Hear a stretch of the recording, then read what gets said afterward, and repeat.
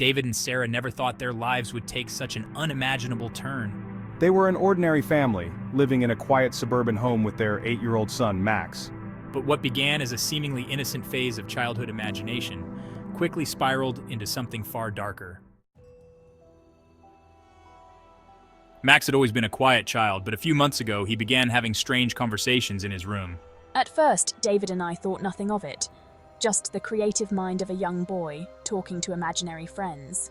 But then Max started mentioning the name Emily, a name neither of them recognized. One night, while David was tucking Max into bed, he asked, "Who's Emily?" Max smiled up at him, his voice soft and innocent. "She's my friend, Daddy. She comes to visit me. But she's sad." That simple response sent chills down David's spine. He shared his concern with Sarah, who initially brushed it off. But soon, things started to happen that neither of them could explain. Lights would flicker whenever Max mentioned Emily, and the air in the room would turn cold. It wasn't just the lights or the chill that unnerved them, it was the deep sense of unease that lingered in the house, like someone else was always there. Max started waking up in the middle of the night, crying and shaking, saying Emily was angry. "She's upset," Max would whisper. "She wants something." It was too much. David and Sarah decided they needed to leave the house for a few days. They took Max to Sarah's mother's house, hoping a change of scenery would help. Sitting around the kitchen table, they explained the strange occurrences to Sarah's mom, hoping for some rational explanation or comfort. But the moment I mentioned the name Emily, my mother's face dropped. There was a long, uncomfortable silence before Sarah's mother finally spoke. "Do you remember, years ago, when you were pregnant with your first child? The one you decided not to keep?" The words hung heavy in the air. Sarah's heart raced. She hadn't spoken of it in years. It was a decision she and David had made during a tough time in their lives, an unplanned pregnancy that they weren't ready for. Sarah's mother had been against it, pleading with them to reconsider, but in the end, the decision had been final. "I had planned to name her Emily. I never told you, but I always thought of her. I always wondered what she might have been like." Sarah sat frozen, her mind reeling. The realization hit her like a wave. Was the Emily that Max had been talking to somehow connected to the child they had chosen not to have? David stared at his wife, struggling to make sense of what they were hearing. The idea seemed impossible, but it explained everything. The coldness, the flickering lights, Max's strange conversations. Could Emily, the child they had never met, be trying to reach them from the other side? Without hesitation, Sarah and David decided to go back to their house that very night. Leaving Max in the care of her mother, they drove home in silence, their minds racing. When they entered their house, the familiar sense of dread returned, thicker than ever. Sarah couldn't hold back her emotions any longer. As soon as they stepped inside, she sank to the floor in the middle of the living room, sobbing uncontrollably.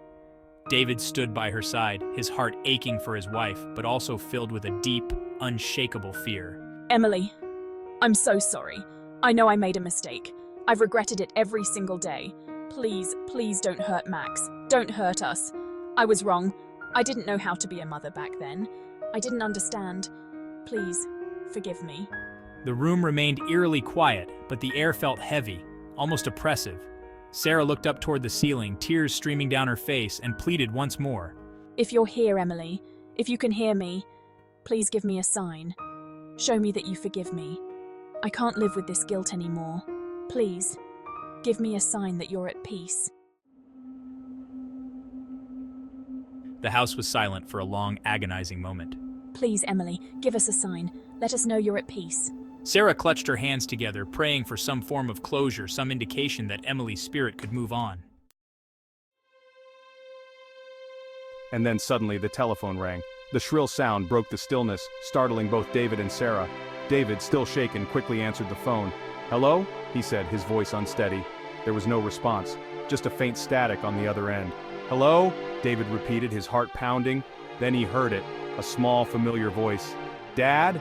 It was Max's voice coming through the phone. David's pulse quickened. "Max, are you okay, buddy? What's going on?" Max's voice was calm, almost serene. "Emily came here, Dad. She came to Grandma's house. She waved goodbye to me. And then she left. She said she's happy now. David's breath caught in his throat. He glanced at Sarah, who was watching him anxiously, her tear-streaked face filled with hope. She waved goodbye? David asked, his voice trembling. Yeah, Max said softly. She's not sad anymore. She just wanted to say goodbye. David's eyes filled with tears as he slowly hung up the phone. He looked at Sarah, barely able to speak. She's gone, he whispered. She forgave us. Sarah collapsed into David's arms, her body racked with sobs of relief. The weight of guilt and fear that had been crushing them both finally lifted.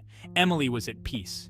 As they held each other in the quiet living room, David couldn't help but feel a tear roll down his cheek. It was over. Emily, who should have been Max's older sister, had found her way back to them, not to harm, but to say goodbye. And now she was gone, leaving them with a bittersweet sense of closure they never thought they would have.